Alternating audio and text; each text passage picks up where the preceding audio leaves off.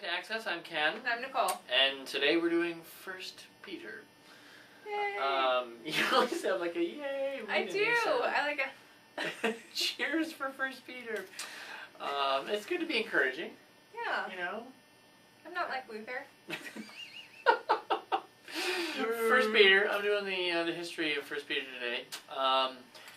First Peter, like James, suffers from confusion in the scholastic community over authorship, mainly because fishermen are not known for their high Greek and artistic Greek. First Peter has some incredibly dense grammar, some rare grammatical structures. He also uses the optative. He does, which is exciting for Greek people. And so most people are going to argue that they use the name of Peter, but it's a community that was associated with him. And they're writing to churches in Turkey, modern day Turkey. And we think that it's probably after 70, but we think it's before 90, because one of the things that marks the letter of 1 Peter, similar to Paul's writings, is that the community itself is trying to fit in. They're trying to kind of figure out how do we be distinct, because we're people who are called out, but how do we not be jerks? Yeah, and how do we still engage them? Exactly. How do you engage the world around you and not put people off? Right. So 1 Peter, in my view, 1 Peter offers us one of the most exciting ecclesiastical church opportunities. Yes. In terms of how do we engage the world around us and still remember who we are. That's why Guder loved it. Yeah, well, and Miroslav Volf, I'm going to give props to Miroslav Volf today. He wrote a wonderful article on 1 Peter where he talks about soft differences and hard differences. And we'll look at that when I talk about the relationship with the people around. But that's kind of the the scoop on the history there. Let's see, Nicole, you talk about some thematic content. 1 Peter is the only book of the New Testament to call God by the specific name of Creator, which is interesting. That is interesting. And that there's this thrust of that God is the creator and author of all history, which we're going to see. It also states that Christ brings us into relationship with God through crucifixion and resurrection. And it's also an encouragement to people who are suffering, trying to strengthen them during their time of hardship. Yeah, in fact, that suffering itself, if one suffers with dignity and honor, moves the people around you, that they see you and go, can be very powerful. Yeah. Yeah. And I think we can see that pretty easily. Yeah, nothing moved the 1960s race discussions maybe more than the pictures of the children being hit with the water cannons and the dogs being set on them. And people looked at that and just realized, that is not who we want to be. Right. And the African American community and the sympathizers marching with dignity and honor. And people saw, these are people, there's something going on here that's special. Yeah. That's what this letter is saying. How do you suffer?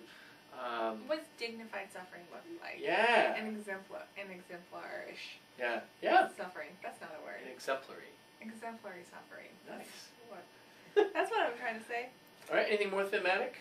No. But we're going to go on to our first story, our first passage. We are. Which is the priesthood of all believers. Ding, ding, ding, this ding, is ding. nice. I was telling Ken earlier that one of our teachers in seminary, hi Guder, hi Dr. Guder, he loves just mentioning 1 Peter's 2nd chapter, priesthood of all believers, like out of nowhere. It's like a reflex. Yeah, it's his noise. It's 1 Peter 2. Priesthood of all believers. We're making him New York, too. I know. When he's Californian or German, he can't decide which one he's in. And I took missional theology from him, and he would just always try to direct the conversation towards 1 Peter. All the time, because it's a good text. He is so much about that tension of retaining a sense of self and dignity and what's the word I'm looking for? not being counterfeit Mm. in their Christianity, but also engagement. Yeah, like being who you are Right. and engaging other people. Right. Yeah. And which is a really hard thing, especially Yes. when you go cross-cultural. Yeah. And so he loved this. And why he loves it is that the passage starts off by talking about being living stones. Yeah.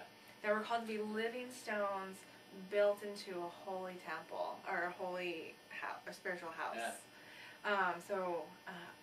It really echoes Christ in when Christ says, "In 3 days I will destroy this temple and build it up again." Yeah. That we are what Christ is building up And again. he's talking about his body being Right. the temple, and now we, the body of Christ, are the temple. It's like the opposite of that. Here's the church and here's the steeple. Thing. Yeah. It's like, forget the building.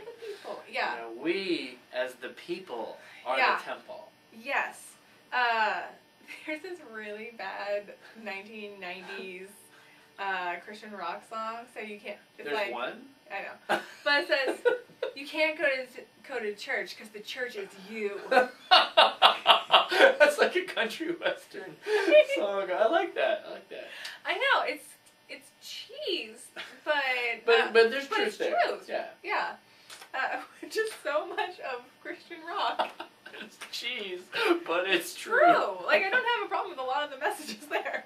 And that it says that we are called to be a chosen race, Yeah. a special people, a holy priesthood, sent out to be God's mouthpieces.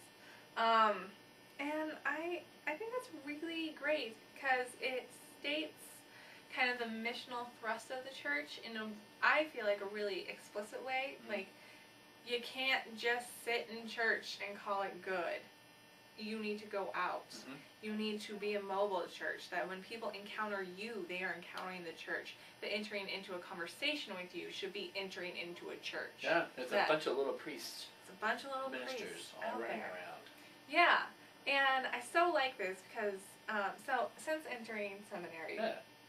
people like to talk to me about theology because I have like my little priest hat on or whatever. You know, and I'm sure as a pastor you get a lot of theological conversations. If right? I'm honest and actually tell people what I do, yes. You are such a liar. That's another book, though. Yeah. Look, if you're in an airplane, all right, I think always tell people. Oh man, well, all right.